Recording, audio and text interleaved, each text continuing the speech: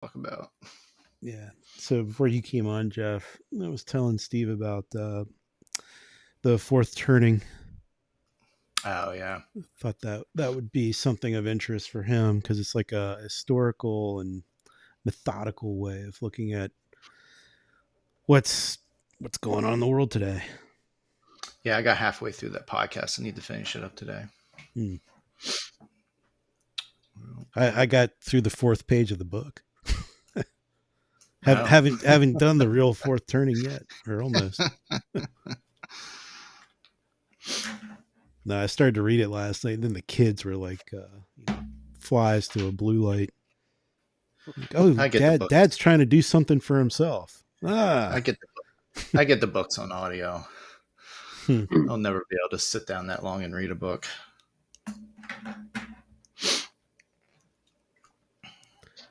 I've been on the unless of course the author is Steve Stauning. There you go. Yeah, well, my stuff's pretty simple to read. But, to be fair, Well, I gotta say, I prefer to read on my iPad because also it syncs to my phone, so I can pull something out and read while I'm standing in line at the grocery store or whatever it is. But lately, I've been picking up real books again. Just and then everything goes down last night. And it's like, oh yeah, that's why I wanted to have some real books on hand. Yeah. I'm always a big advocate of the Kindle. She's had one for years. There for a while, every Christmas I would upgrade it. Made an easy Christmas present, but I knew she was going to use it. Like getting a carton of cigarettes. Invested in the Apple books. Yep. Sorry, Steve. I said it was like getting a carton of cigarettes for your dad in the 70s for Christmas. Easy gift back, baby. Easy gift. Yeah, Kindle costs a little bit more, but maybe not now. I didn't even think to look at what one of those were for Prime Day. Yeah, I didn't think about it. When she's got a couple years old, maybe it's time this year. Just missed your window. Yeah, that's all right. Don't ever get a Fire TV. It shuts off if you put a show on pause and you're gone for 5 minutes. It shuts off. You have to go find the fucking show again. Sorry. Really? You don't even hear about those anymore. No. Yeah, there was a good bunch of those on sale. Oh, here we go, guys.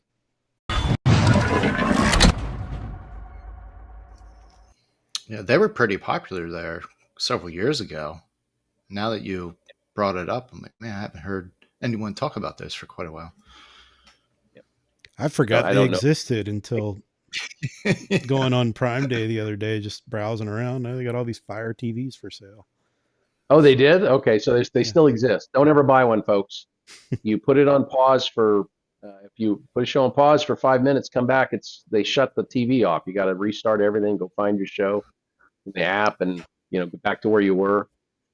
And there is it's not user error. Nope. Looked it up on the interwebs. There is no setting that you can set to have it not be an effing nanny. So it is the nanny TV for sure. Is it trying to save your energy bill?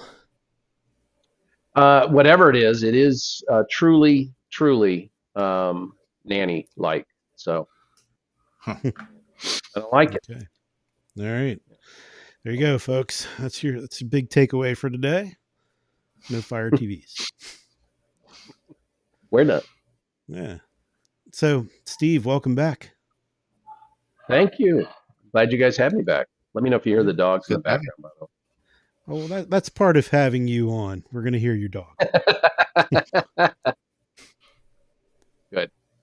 Yeah. So what's been happening? What isn't happening? Yeah. Nothing going on in the world right now. Not much. News cycle's pretty low right now. Yeah. Nobody's trying to come back from any outages of any sort. Oh my gosh, yeah, this morning. Crazy. Yeah, what was your take on the whole CDK outage? Oh, I thought you were talking about I thought you were talking about the CrowdStrike Microsoft outage. Well, The yeah, one we were we talking just about had that last one, night. Yeah. but then, yeah, the CDK thing popped in my head. So Well, both are you're Uh, living that, Jeff. So yeah. yeah, you know, I think it proved a lot of dealers are as resilient as we knew they were. And I think if your store struggled to make deals, you're too set on technology. And even if you've never penciled a deal on a Foursquare, the fact is that we needed to make deals. And so if dealers lost deals during that time, I mean, service is a different animal, right? But if you lost deals during that time, that's just your team didn't try hard enough. Sorry, you know. is But what it it is. was tough. Yeah, I mean, I have dealers that have CDK, I have dealers that had e-leads, um, and they had good months. So they sold cars. They did what it took. Is it tougher now? Just try now that the systems are back up for most dealers and maybe all. Um, but now you got to go back and re-enter all the repair orders and deals that you did while it was down, right? Yeah, and I think I mean clearly that's an admin type job, and so I think you just entrust someone to do that. I try to think of like I've got a dealer that's been solutions but CDK, um, and so they just changed how they desk and now, but the first 2 weeks of July they were entering all those deals in the CDK. You and I don't know how much they could just push over from VIN, and how much they had to manually enter. There'll be repercussions from this for a long time. Oh yeah, Well, Fortellis just came back yesterday, I think. is that what it was? Did they finally come back? Well, we got ours. It all went back up for us. Um, Hmm. so and funny, I think it was Drew Ament who's on vacation, so we won't see his comments today. But he he said, it was interesting because CDK forced all vendors over to Fortellis not long ago. So, and and that was a clusterfuck. Just be quite honest about it. Um, the Fortellis integration is not nearly as strong as the CDK certified one that we had in the past. It was better. Um, the So also the way it was handled, um, the was wishy washy. It's like the CDK people and the Fortellis people might not have been jiving, and it was obvious to anyone working with them. Um, but we all got through it, went up, and then Drew was making the connection that hey, they just forced everyone over. Was Fortellis the break point where the hackers came through? Because it was the Hmm. last thing to get stood back up. I don't know. Wow, could be. Hmm. Could very well be. Yeah, I didn't realize that it was that they had forced everybody over and that it was the last to come back up. That would make sense, right? I mean, Mm-hmm. if it's providing value and not the one that got hacked, you got to bring it in right away, right? Because that's your alleged layer of protection. Right? I don't know. I mean, the other side, it could be, in order to have the data to share with the third parties and the vendors and whatnot, you got to have the dealer systems up. So it could be that too. I don't know. It was an interesting theory, and when he posted it, I was, that's an interesting thought. Anyway, Mm-hmm. but everyone's back up, and then I think everyone went down last night, right? Yeah, if they're, I don't know what's scarier that one update can go awry like that and shut everything down globally, or that the airlines are using Microsoft Windows. So, Well, I think the bigger one was Microsoft Azure. That's what took out a lot of the servers in the cloud systems. Um, but you're right. Like one little update shouldn't have done that. Um, yeah, the blue it's screen like of it's death like though the only it's like happens the on lone gunman and the lone update. I the don't yeah. know. I don't know the but yeah, I mean, if you can't reach your cloud services, you're not going to get the blue screen of death if you're on a mic unless you're on a Microsoft system, right? And so it's one thing to be on whatever AWS, Azure, whatever those things go down. You still have your local access to your own PCs or terminals or whatever. But yeah, saw some fun pictures of some airports today where the blue screen of death was, it was across every agent's screen as they're telling people, I Oh, can't really? rebook you. It does look Hmm. like we were just looking, Jeff, before you joined. I was just looking at FlightAware, and it looks like all the planes are back up. So over the U.S. for Delta, I didn't check United, and American, I think, is the other one that's on Microsoft. It was Yeah, I saw disrupted. an alert on Twitter saying everything was back up. Okay. It was just a few minutes ago. So Twitter My has become favorite the place. picture. Go ahead. Sorry. Oh, my favorite picture probably wasn't real. It was a good one. It was the Vegas dome was covered in the Oh blue yeah, screen of death. yeah. The sphere. Yeah, I saw that. That was pretty funny. I would like them to do that even if it wasn't real. Like when they can stay current with things like that and do really cool stuff. But yeah, that was pretty cool looking. what were you saying about Twitter? Twitter has become the place where you go to check breaking news. You Oh, know, for you sure. it's got great tools. I block a lot of people, not because they write anything to me, but it's just as easy to block them as mute them. And certainly, if they're nuts, if they're conspiracy theorists, I'd rather block them anyway. I don't want them reading my tweets. But you block somebody on X now, and it's fantastic, and the algorithm works, and it starts to show you things that aren't from that type of people. And when news happens, I used to go to Google News, and it might show up 30 minutes after I saw something, Mm.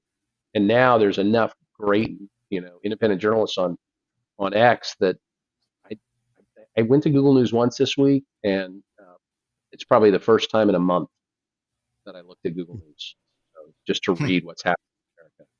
Anyway, there you go. Take it for what it's worth.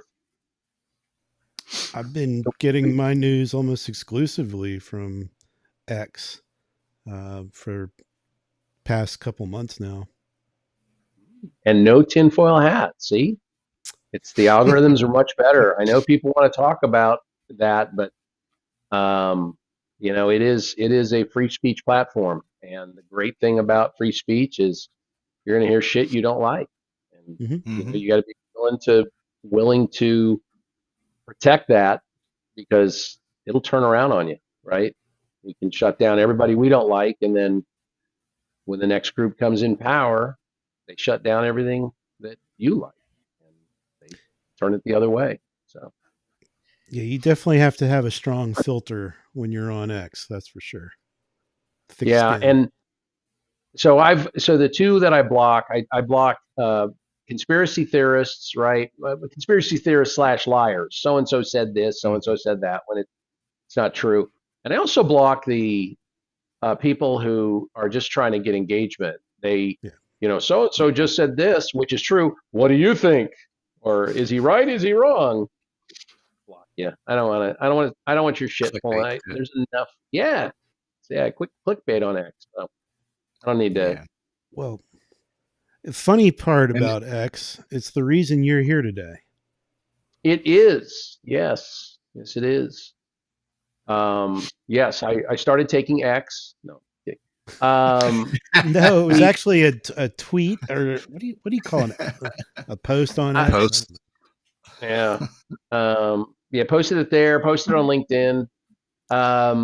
The and I prefaced it with, is the automotive industry back to normal, right? With a question mark, and or is this a sign we've returned to normal? But started writing about this years ago, and I think Cliff Banks even wrote about it 15 years ago, or whenever he was back with Ward's. The utter amount of waste in digital marketing is insane. And I'm not talking about a dealer buying the wrong keywords or running, fixed ops campaigns that don't show a good ROI. I'm not talking about that at all. What I'm talking about are the OEMs absolutely driving an amazing amount of waste, co-opting most of that waste, running their own waste. When I wrote about it in 2020, early 2020, I estimated Ford could overnight save $500 million, $500 million, if they would just align the three tiers. And that's just from digital. They wouldn't lose a single lead. They wouldn't lose a single sale.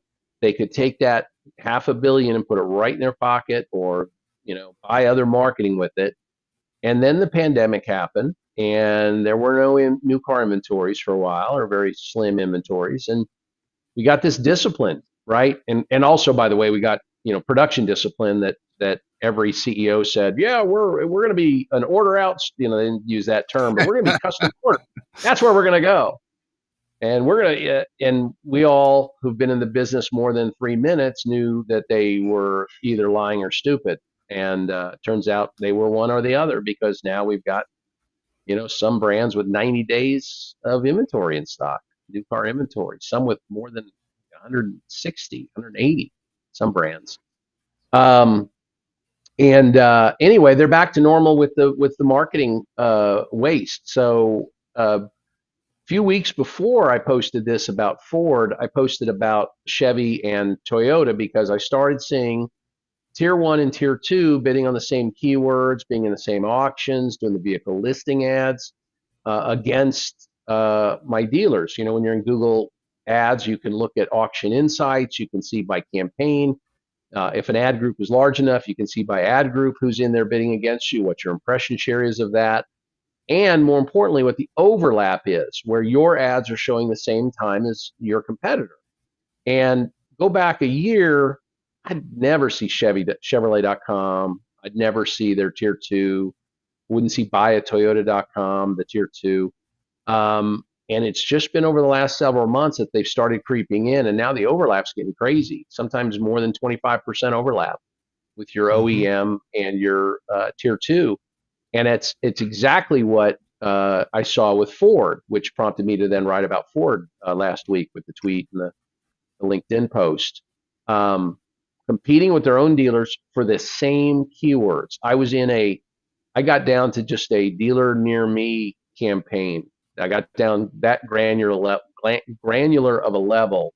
No, I'm sorry, it was a new Silverado campaign. Sorry, but it was just new Silverado. And the overlap between tier one and tier two, I said Silverado, I meant F-150. Overlap between tier one and tier two and tier three was like 25%, 30%. Everybody bidding on the same keyword. And then I ran a Google search here locally. And I think I said, F-150 for sale or something like that. And that's the image that I posted. Tier one, tier two, tier three, all bidding on the same keyword. It doesn't make any sense. Because it's so easy to fix. When we announced you were going to be on the Dealer Refresh forums, Ryan Everson got in there and was posting all sorts of examples of this in his own marketplace. Yep. Just as what a consumer would see too. I mean, he wasn't doing deep dives behind the scenes. And his was tragic. And I know we used the word fraud when we lined up this session, when we titled it, and it's more mismanagement. But to be honest with you, some of the stuff Ryan posted really feels like fraud. The marking up of click costs, right? Where you pay a vendor a flat per click, and then they go chase the cheapest, worst clicks they can and keep the rest. And it's not technically fraud, because you know what you're paying for. I got a click. I paid, in Brian's example, $3 for it. It shouldn't matter to me what they paid for it. And it shouldn't, truly. If it's a great click and I'm getting a good ROI, and I don't want to manage a real agency and I want to let somebody do all that for me, that's the cost of using that middleman, that extra middleman, if you will. But then also the garbage display ads that show $9,000 F-150 or whatever, Colorado or whatever he showed, where you click on it and then you go to a page with just a bunch of Google ads on it. and you're paying $3 to $5 a click for a completely unqualified person, because the person who's going to click on a $9,000 brand new truck, that person's not very smart, probably doesn't have $9,000. They probably think they can finance it with $90 down, $90 a month. Even if they submit a lead on your site after you've paid, $5-6 to get them to your site, they're not buying. It's a No. garbage click. Um, and Ryan posted, I don't know if you saw his last comment. He said he's willing to fix it for 1% of what he saves. And I'll put that off out right now, because Ford, if you're listening, Chris Farley's cousin, if you're listening, look, I'll come there for 1%, because it'd be $5 million in my pocket, because I know I could save $500 million so quick.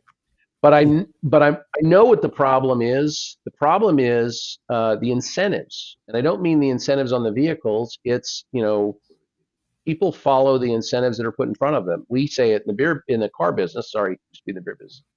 We say in the car business that everybody works their pay plan, and that's what's happening. The only tier of the three that is working the right incentives, which is to move metal, that should be the incentive, is the dealer.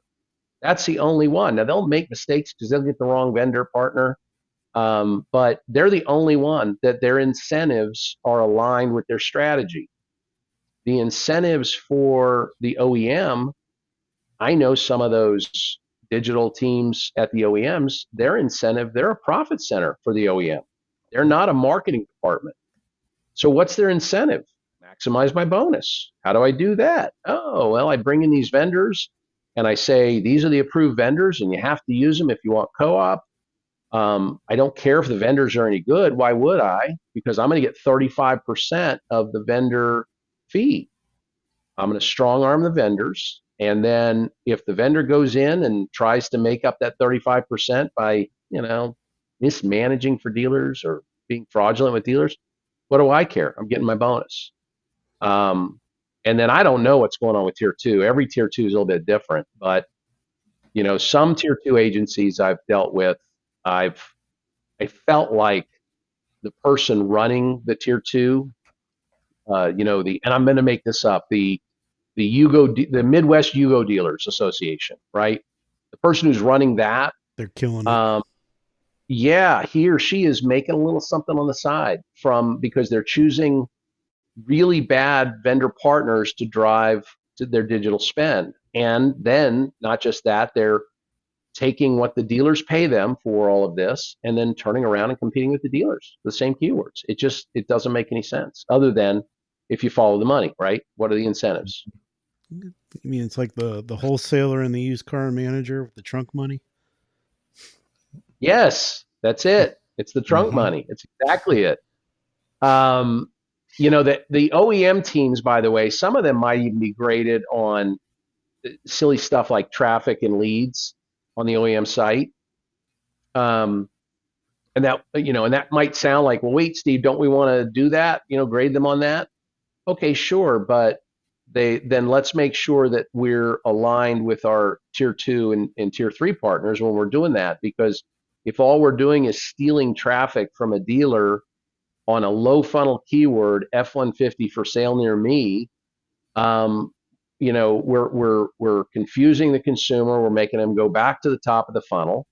Where our cost for that click is higher because every Ford dealer in that market is also bidding on that, and tier two's bidding on it. But again, they're likely, most of them are paid on the profit centers that they run and how much money those profit centers make, and so their goal is to get those vendor approved or OEM approved vendors, and then force some sort of rules around that.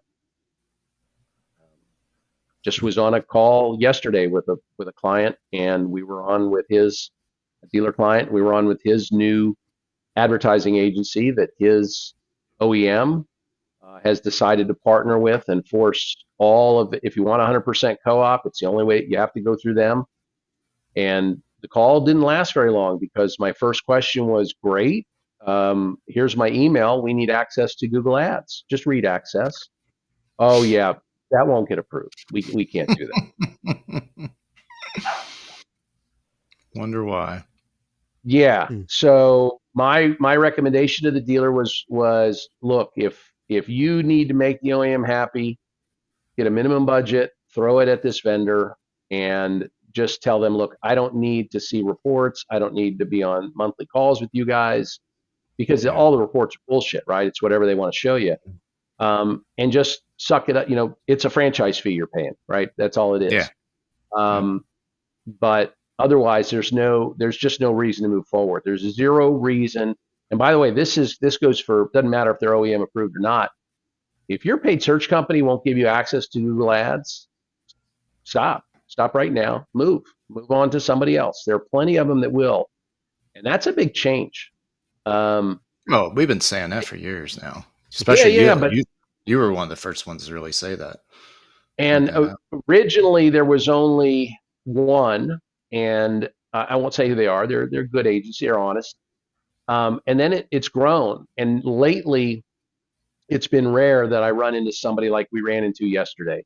And it's obvious that, in my opinion, so I don't get sued, that the OEM is getting a cut of the ad spend as well. And so while you might think I spent $5,000 and great, it's 100% co-op, you probably spent $1,200 on ads, and then from there, the OEM got their cut, and the agency has to do that. If they have to give a cut on ad spend, they gotta cheat you, right?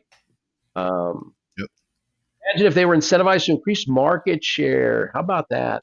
Yeah, Ryan's right. It's all about moving metal, and that's where the alignment misses it. Tier 1, they should be the got milk, right? They should be high funnel, going after cross shopping buyers, conquesting similar models. Like if I'm Toyota's tier 1 marketing department, and I want to go after people searching for Accord, and I want to show them Camry. I want to go after people searching, Subaru Forester, and I want to show them, Pathfinder, whatever's close to that, right? And that's that, because I got to bring people into the brand. That's my job. Tier 2, it's very simple. Regional offers and special needs in the region, right? Not every region is big on 4-wheel drives.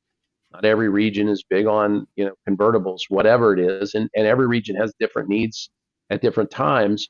And as untrackable as it is, not that much digital is trackable nowadays. How about over-the-top television? That's the other problem with incentives is, but you're not driving any traffic to buytoyota.com, right? Whatever. And so they spend all that money to do that instead of, showing the 1.9% on RAV4 in this market and generating some interest there. And then leave the dealer to work on the low funnel stuff. And by the way, don't co-opt the dealer to buy their own name. Don't co-opt the dealer to buy competitor names, city names. If I'm going to co-opt the dealer, I want to know that is an incremental moving of metal, because when a good example is up here in the Pacific Northwest, we have Dave Smith Nissan. They're pretty big, and Dave Smith Nissan is buying that name. Now, by the way, Nissan does not co-op, just so you know, which I love. Dave Smith Nissan's buying that name. Dave Smith Motors, the group site's buying that name. And Wendell Nissan's buying that name, right? They're the top 3 ads. Almost any time I Google Dave Smith Nissan here locally. That's great. Dave Smith wants to compete against themselves. Great. Wendell wants to try to conquest. Great. The reason the OEM doesn't need to co-opt that is, guess what? This is a Nissan Intender, and all we're doing is moving them from this dealer over to this dealer, and it's not net moving any metal for the OEM. So I guess Ford doesn't need to pay me 1% because I just gave them the keys to the kingdom, didn't I? I got to get better at negotiating. Yeah, you do. Yeah, you don't kiss enough ass to get a job over there. Sorry. No, I would go on. I would walk in and then they would walk me out because I would say something very quickly. Yeah, over the top is hilarious. Ryan just talked about. There was a Lexus commercial running during Christmas time here, during probably Thanksgiving through the end of the year. I can't remember which Lexus. There's probably only one. I think it was Larry Miller. Anyway, there's a Lexus dealer in Spokane, and they were running OTT. And the problem is that they didn't actually bring in the ad, and so it was 29 seconds of a black screen, and then 1 second of showing their logo. So what had happened is Tier 2 is running that, and they've got this great Lexus creative, and then the last 2 seconds or whatever is where we bring in the local Lexus dealer's logo. Well, somebody screwed up, and all that we ever saw was black screen and then last 2 seconds the logo. And Oh, wow. it wasn't I didn't just see it once. I saw it for weeks. I saw it Oh, for wow. weeks. Yeah. So it was pretty funny. And anyway, yeah, I think if you have the tiers pay for their own marketing, I think you start to get ring out a lot of the waste, right? So I think co-op was created for a lot of reasons, but it was pushed to digital because all three of us have been in the business long enough to remember when there were dealers that didn't, beyond buying Auto Trader, there were dealers that didn't want to do any digital and thought it was, waste of money and voodoo or whatever. And so they needed that incentive to move that direction. They don't need that incentive now. It's the number one marketing spend for virtually every dealer I know is Google Ads. Right. If they're going to co-op something, co-op a new type of media. Yeah, there you go. Help dealers realize that there's something else that's worth a try when it's low expense. Yeah, indeed. And again, but co-op incremental sales. I need to move metal incrementally. I don't need to move metal from Joe's Toyota over to Bob's Toyota. Anyway, the other piece. Oh, I'm sorry. Did you have more on the marketing side? Well, I mean, it's just on the OEM mandated technologies, the approved technologies, all that stuff is. I mean, as you were talking about the solution to fixing the waste and ad spend across the tiers, a real simple way of defining that sort of came in my mind. It sort of applies to everything that's going on, but it's like if common sense is not being applied, then it's corruption. Well, agreed. It is, and it might be legal corruption, right? My bonus is based on this profit of my marketing department, and I've got these great contracts, and I'm going to get a 35% kickback from those that goes into my department, drives all the profit, and now I get my bonus. Yeah, it's unfortunate, but we see corruption everywhere, and the more we were talking about Twitter earlier or X, the more we have visibility and transparency in things, the more we start to realize that it is everywhere. It absolutely is. And when you've got, I think the easiest way to remove that corruption is to change the incentives, right? And again, get rid of the co-op. Yeah. So yeah, Ryan says he's a fan of spending the co-op on the third-party marketplaces. Sure, I'm for that. I'm for spending it on direct mail. The problem with the OEM programs is they don't choose great partners. They have great partners, but that's by accident. Those great partners plowed through, are willing to give up 35%, and join the OEM programs. But the OEMs don't care about great partners. Sorry, if you're on one of those OEM teams, prove it to me that you care about great partners. The OEMs should be vetting the cheaters and the liars. And OEMs should be placing rules, if you will. For example, when I first started talking about getting access to Google Ads, I remember Ford Direct.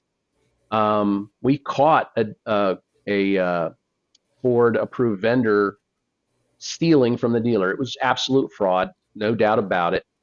And that vendor is still part of that Ford Direct program. I don't know if they've changed their ways. I don't have any clients using them, but we tried to get Ford Direct to mandate that they give us access to Google Ads because we suspected the fraud, and that wasn't on Ford Direct's radar. Well, it wasn't important to do that, and I don't know if it is now, but if I was running one of those programs, I would have a checklist. These are the things that you need to watch out for fraud, because I want my dealers to spend their money the right way, don't I?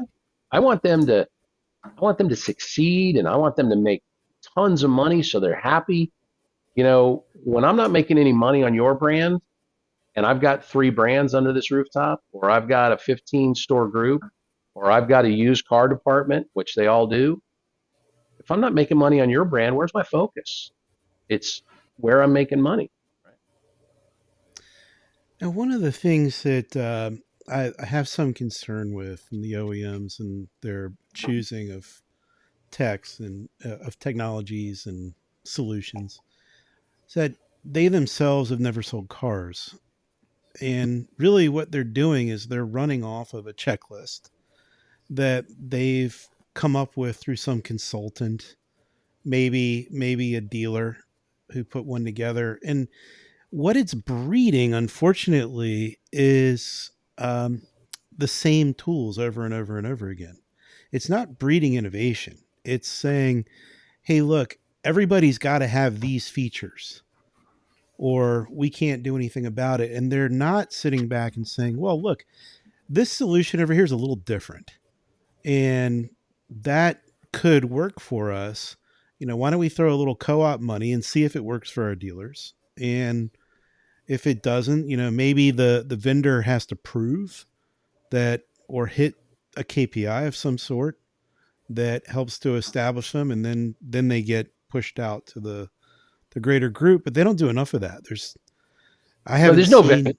pilots or like willing to expand beyond a checklist. They send out for a cattle call and say, hey, we're going to add this CRM or digital retailing or whatever the hell it's going to be. And if you don't have these features on our checklist, don't even apply. Uh, yeah. But anyway, that's. No, and again, don't choose the best available partner. CRM is a great example of that. I'm not going to say which OEM, but the idea is that, and we'll use Uncle Joe here. Does it sell cars? Right? The disc test. They don't even understand the disc test, and I'll throw it. I'll call it the disky test. Does it sell cars incrementally? So, like you say, you've got this tool that we all got to have, and then somebody comes in with a little bit better mousetrap, and it actually moves a little bit more metal, and they don't want to see it. I think if you led with, well, what's the management fee we got to pay you guys?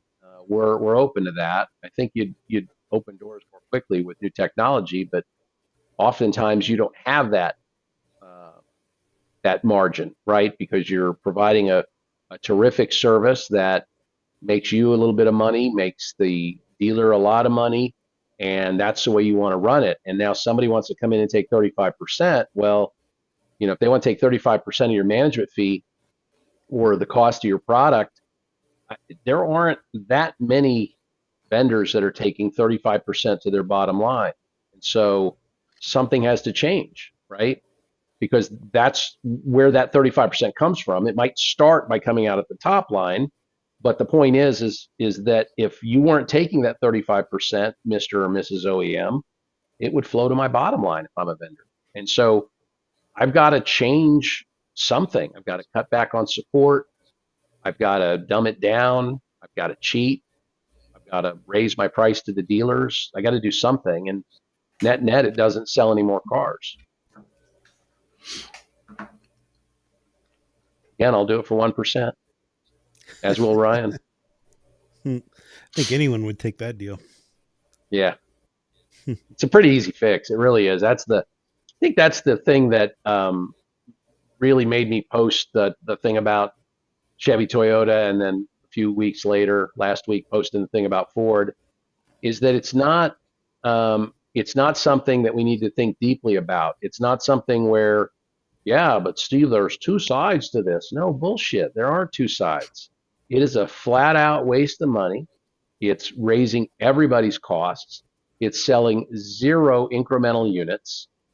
There's nothing, this isn't a two sided coin. This is idiotic, and it's driven by the top. Right now, we're talking Ford because that was the latest. There are idiots at Ford that need to be fired, just absolute idiots, or thieves. But you know what? I'll go with idiots. I'll believe in the goodness of mankind, and that they're not intentionally, you know, fluffing their own paychecks, but that they're just stupid. Well, is a little bit of a reckoning coming here, because every dealer I'm talking to has expressed concern about the sheer the number of new cars that are heading for their lots. And August seems to be the month when the bulk of them are going to hit. Um, and so, if we're already looking at some brands with this extremely long turn time on new cars, after we haven't had them for years, um, then are we going to have to get a little smarter here? From the tier one all the way down. Um, if my incentives were aligned with moving metal, yes. And so the dealers will get smarter because they have to. Dealers are very resilient, as we talked about with the CDK outage. We can go back to the great financial crisis where the sales dropped 30%, and the only dealers that closed their doors was one fraud group out of Florida, and then the consolidation that was already coming, right? The GM consolidation and the Fiat FCA consolidation, whoever they were back then. Um, and because it is a business that's very resilient and can handle a lot. Unfortunately, the incentives won't be changed at the tier one or tier two level, and part of that is that Chris Farley's cousin probably doesn't understand marketing very well. Probably doesn't understand digital marketing. He understands a hell of a lot about the car business, and I think he's a very good leader.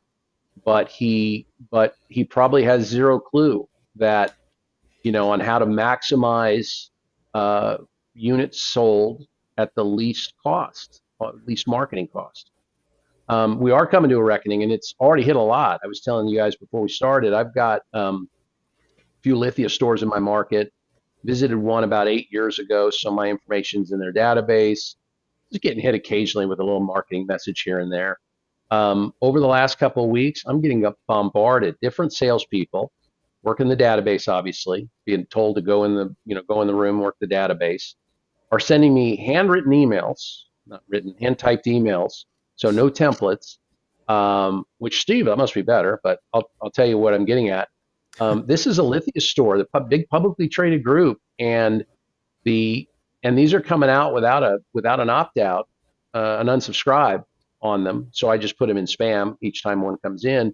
But this opens up Lithia to tremendous liability.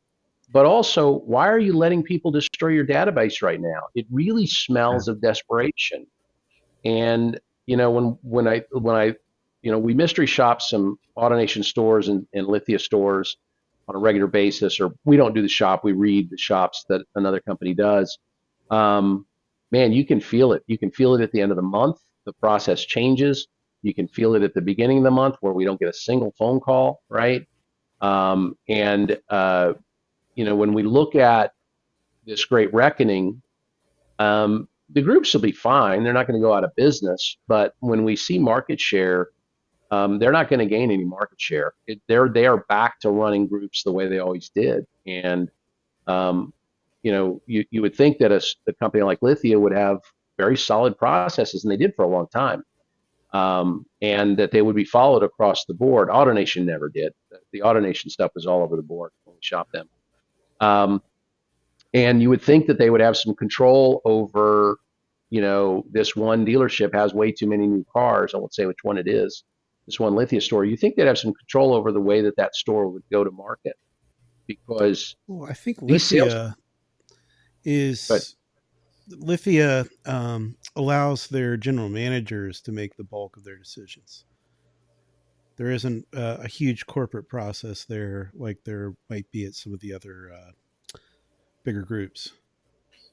And there's so upsides and downsides to that. You're obviously talking about one of the downsides. And yeah, and how are they getting emails off to you with no opt out? They're uh, handwriting them. I don't know. Yeah, well, they're hand typing them, and their CRM is not set up to automatically put that in. I mean, they're not even pulling in signature because each kid's signature, I say kid, each salesperson's signature is displayed a little bit differently, and so I don't think they're pulling in signatures. I think they're just getting a blank template and typing it in, and then putting their information and hitting send. And so they're missing all the footer information, which would have been the unsubscribe. The fact that OEMs still think it's possible drivers. Oh, heavy. I missed. I didn't read the whole thing. Did you read all There it that? is. You can see it on the Oh, there. screen, Steve. Heavy up campaigns where vendors must set up, launch, and up. See, it's. Oh, here we go. And new campaigns for thousands of deals in under 30 days. Yeah, that's great point, Ryan. I want strategic thinking at the OEM level, right? Um, we've got enough data that we know what we're going to have to do in August and September, right? We don't have to wait until the incentive, August 1st hits, and now suddenly we write the incentives. I mean, remember the old days? You'd get the August incentives on August 7th, right? I mean, it was just and wait a minute, we didn't plan ahead to then, and we're making production this the rest of the team, right? The production side, they're making decisions for 2026 right now, right? For 2027, the design team making decisions for 2029 and 2030. You think the marketing team could make decisions for maybe, I don't know, October right now, right? And Hell and, no. and Well, they got then to wait to see how last month's sales were. that's my point. That's why we don't get the damn incentives until the 7th. Um, but even, gosh, I'm not that smart, but I'd have two plans, right? Here's our October plan based on what we think's going to happen right now. And here's our Mhm. contingency. I guess you can't see it. Here's our contingency. Because then I can, September 23rd, pull the contingency one out, say, yep, it looks like we're going to have to go this route and throw it out there. But that strategic thinking is missing. Just like at this Lithia store, so the GM has control, but the problem is the GM doesn't have any equity, and we don't know where the GM is going to be next. I do like the GMs having some level of control, but having come from a big group, Asbury, our greatest waste during that time. I think David Holt has turned all of that around. He wasn't there when I was there. Is that we allowed too much decentralized decisions. And what happened is that we'll talk marketing in general.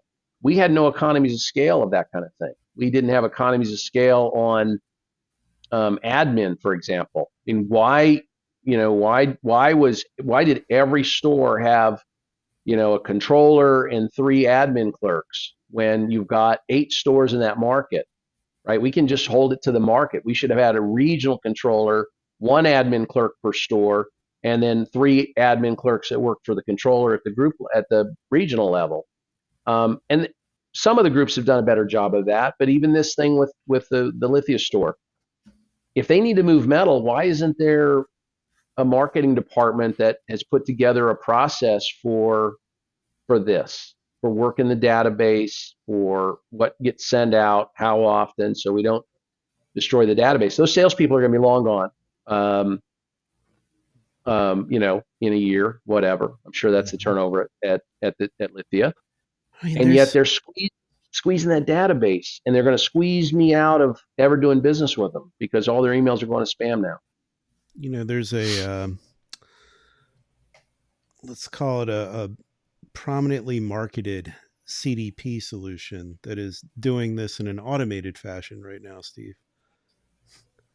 Hey, It might you have wouldn't to happen to be know like anybody involved in that. something like a full, or I don't know, maybe it's a walkway of some sort. But if you're a customer of a dealership that's utilizing that Sounds freaking product, awesome. Sorry, what? if you're a customer of a dealership that's utilizing that product, you are getting blown up with emails that are irrelevant and desperate. I think that's Yeah, the word that you're Yep. you're touching on here is the OEM and some of the practices they're doing. They sound desperate. This dealer is giving you the impression they're desperate, and you gave me this thought as a customer of a store that utilizes this solution, it comes across as desperate. Yep. maybe that's their ploy. If they feel as if they can get that across to the I'll take consumer, advantage maybe of like, wow, this dealership's really desperate. I'll get a great deal. I mean, Yeah. I wouldn't advise taking that route, but The the idea when I was and I'm sorry, I'm jumping around here because I want to make sure I see it on the Facebook here, so I'm looking at that question. GM offers choose digital vendors. Oh, missed it. It disappeared. But there you go. the idea that that we can push enough communications out to engage people. And what I mean is this big flood, right? Back when CRMs were first starting to be used, we would send out the blast email, right? Every week, blast the entire database with our special, right? And unsubscribes went through the roof, and buyer's remorse grew because wait a minute, now it's 1.9%. I just bought from you last week at 7.9, and oh by the way, click unsubscribe. I don't want to be in your stupid email plan, your email marketing plan. Um, Again, it's you said it earlier. You used those crazy words, common sense, right, Alex? And that's what's missing from this. So I if you send it from every person hotly, you see the vendor will be able to claim attribution. Yes, I exactly. think Ryan's responding to my comment about this particular solution. Yes, You send an yes. email to everybody all the time, then you can take attribution for every deal. Yes, and I didn't make up the word, but I like calling it attra bullshit. Somebody on this show did. I didn't call it that, but I heard one of your guests call it attra bullshit, and it absolutely is what it is. That yes, yeah, yeah, yeah. Anyway, yeah, we don't need to get into the attribution, folks. The the people who come back and prove the sales that they Well, created if you for do it Yes. honestly, there's an honest way to do attribution. If you're saying like if you have a solution that clearly relit a customer up and you have a way of proving that, okay, that's you. Yep. good. But if you are blasting the database with something, you can show a dealer, hey, we sent them something, you sold them a car. We're not saying that we did it, but uh, we're just showing you that something occurred on our end and you did it.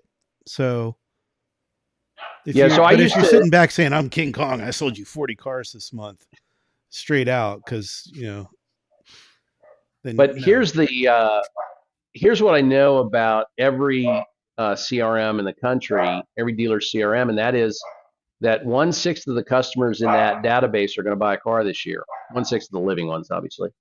Um, and I know that because people generally buy a car about every 6 years now, right? We can argue Yep. whatever that number is.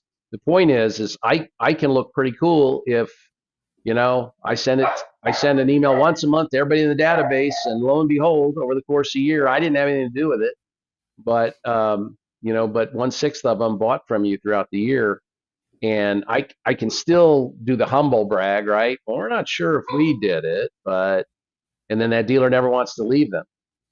That's why I talk about incremental. I want to see the difference between not doing it and doing it. Right? Are you growing my sales incrementally, and more than that, am I growing share?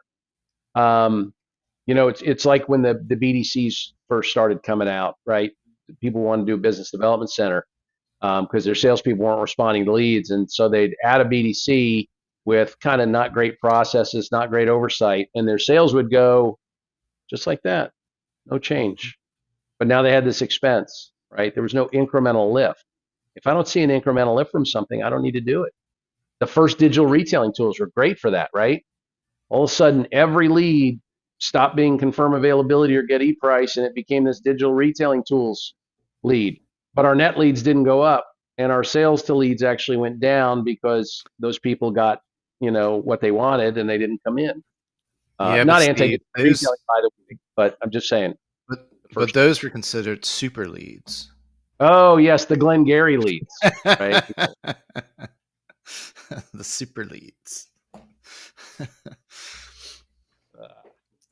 Yeah. Anyway, yeah, that's my rant today. I'm a little tired. I stayed up past. I usually go to bed at 7, and stayed up way past 7 last night. So 7 in the summer. Were you doom scrolling on X? Yeah. No, I was clubbing on a Thursday. So it was ladies' night. Yeah, absolutely. Have my wife buy my drinks for me because they're cheaper. That's great. That would be amazing if it were true. Yeah. I'd love to see you clubbing with your glow sticks. Yeah. My hair all spiked up like I did in the 80s, like flock of seagulls. Yeah. Awesome. I'd pay to see that.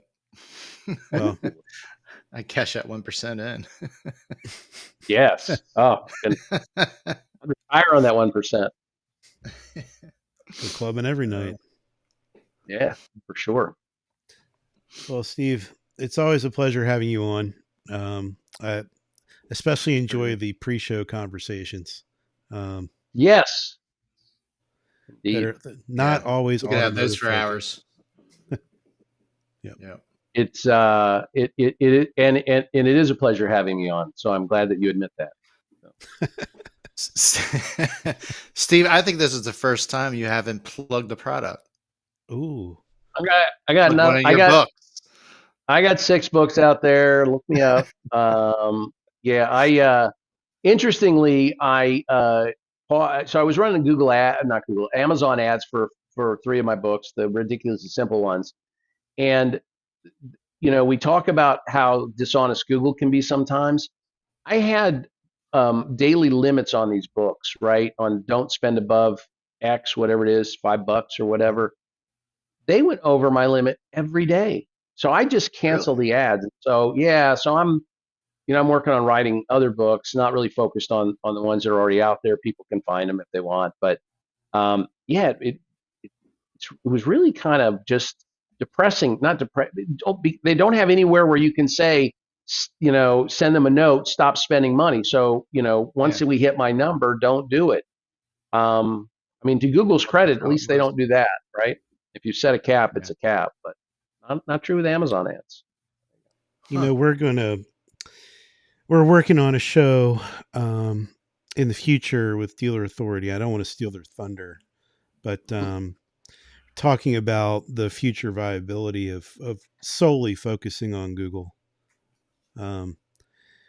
Seeing some trends in other directions for other search engines. Yeah, look, before the vehicle listing ads came out, I was now in the camp where you understand you don't need Google, right? The vehicle listing ads, the shopping ads, Performance Max, those are so cost effective that every dealer should be doing them. But everything is an ebb and flow, right? There was a time when advertising on Facebook was a waste of money, and now their auto shopper data is pretty good. No, yeah. So their auto shopper data got really good, and now, but it'll get there. So dealers are resilient. They're flexible. They'll spend their money properly if they're watching their ROI and if they have access to these ad platforms. So, Yep, good deal. Cool. Well, we'll obviously keep our eyes on it and try and bring these things to Refresh Fridays. Yes. I can't wait to see the dealer authority session. we just So land on a next date. week? We'll be talking about it. No date yet. All right. Not yet. All right, gents. Thank you for having me. Always my pleasure to Thank you, join you. Steve. Always a pleasure to have you. All right. Well, everyone have a You great guys have a weekend. great weekend. Take care. Bye now.